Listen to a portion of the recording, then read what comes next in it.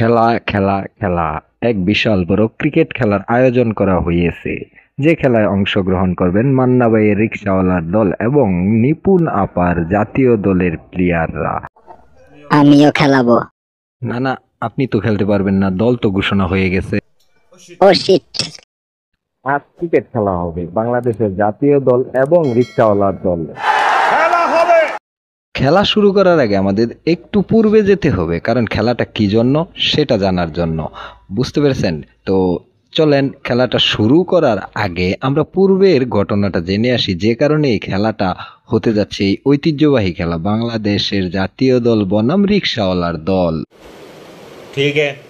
এই আপায় অনেক বড় লোকের মেয়ে যেইভাবে হাসতেছে, ঠিক এইভাবেই হেসে হেসে উনি গরিবদের উপর কিছু অত্যাচার করে আর গরিবের কিছু জিনিসপত্র উনি নষ্ট করেন।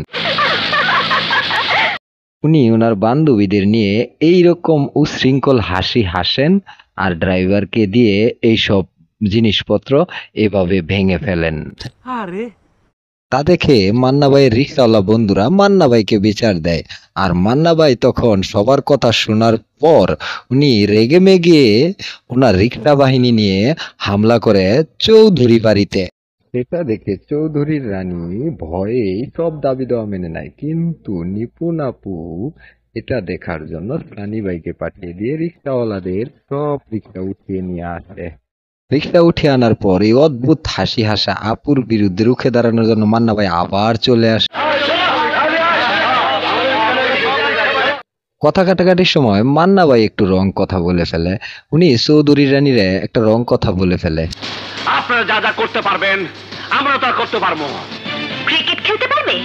এই আপার কথা শুনে বেবাচাকা খেয়ে যায় রিকশাওয়ালার দল। তখন তারা চিন্তা করতে করতে এক সময় শর্ত দেয় মান্না ভাইকে যে তোমরা যদি ক্রিকেট খেলায় জিততে পারো তাহলে রিকশা পাবে। তুমি রিকশা আলাদা মাঠ থেকে ক্রিকেট দল বানাবে।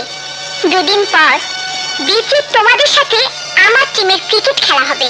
রিকশাওয়ালারা চ্যালেঞ্জ গ্রহণ করে চলে আসে, কিন্তু এখন তো তারা চিন্তায় পড়ে যায়, ওনারা তো খেলা জানে না, এখন কিভাবে খেলাবে।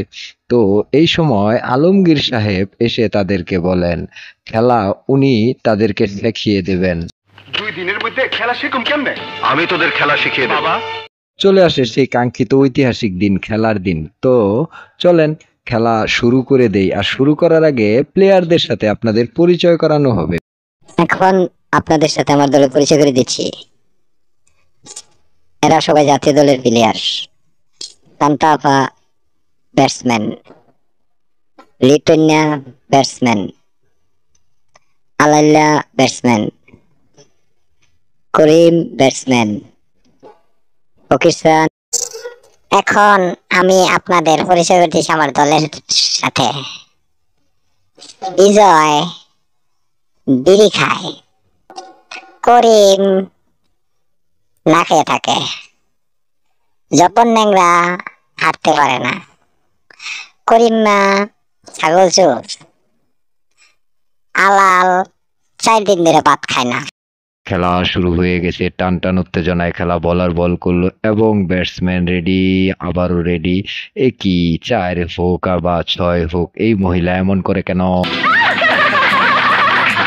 খেলা চলতেছে তুমুল গতিতে, কিন্তু রিকশাওয়ালার দল কোনো উইকেট ফলাইতে পারতেছে না।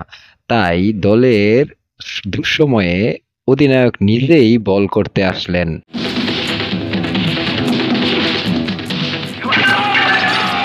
নিপুণ আপার জাতীয় দলের প্লেয়াররা 241 রান করতে সক্ষম হয়। আর এখন পানির বিরতি চলছে। পানির বিরতিতে বলতে চাচ্ছি আপনারা আমার চ্যানেলটাকে সাবস্ক্রাইব করুন, পাশে থাকা বেল বাটন অন করে দেন। আর যারা সাবস্ক্রাইব করেছেন থ্যাংক ইউ সো মাচ। রিকশাওয়ালা ভাইয়ের পক্ষ থেকে 2 চাচা ওপেনিং করতে এসেছেন। একরান একই নন স্ট্রাইকের ব্যাটসম্যান এমন করতেছেন কেন জানি না। বলার বল করতেছেন, ব্যাটসম্যান রেডি। এই তো এক কি হলো, আলমগীর ভাই কি খেলা শিখিয়েছেন, আর এই আফায় কি বিশ্রী ভাবে হাসতেছে। আলমগীর স্যারের প্রশিক্ষণ যেমন খারাপ ছিল, তার থেকে ভালো ছিল এই রিকশাওয়ালাদের ব্যাটিং, এটা মানতে হবে। আর ব্যাটিং ভালো দেখে এই অবস্থা হয়ে গেল চৌধুরী রানীর। দলের একের পর এক উইকেট পড়ে যায়, এই আফা এরকম বিশ্রী ভাবে হাসে। তখন দলের ইজ্জত বাঁচাতে মান্না ভাই চলে আসে। মান্না ভাই এসেই তো বলার যেভাবেই বল করে ধুমধাম খালি চার আর ছক্কা মেরে একেবারে ফুল টাচ বলে 4-6 মারতাছে, এমন ভাবে ম্যাচ একদম জিতিয়ে ফেলে। যখন মাত্র 1 বলে 6 রান লাগে তখন মান্না ভাইয়ের জন্য সবাই এইভাবে হাত তুলে দোয়া করে, আমি নিজেও দোয়া করছি। শেষ বল করে এবং মান্না ভাই ব্যাট চালাইয়া সেই বলকে 6 বানিয়ে ম্যাচ জিতে যায়। আর ম্যাচ জেতার পরে সেই কি উল্লাস মান্না ভাইয়ের এবং রিক্সাওয়ালাদের, আহা কি বলবো। বন্ধুরা, ভিডিও ভালো লাগলে ক্রিকেট খেলুন। আমার চ্যানেলটিতে নতুন হয়ে থাকলে চ্যানেলটি সাবস্ক্রাইব করুন। আজ চলে যাচ্ছি, আবার দেখা হবে নতুন কোনো মুভির আলোচনা সমালোচনা নিয়ে, নতুন কোনো স্টারের আলোচনা সমালোচনা নিয়ে। সে পর্যন্ত ভালো থাকবেন। আল্লাহ হাফেজ।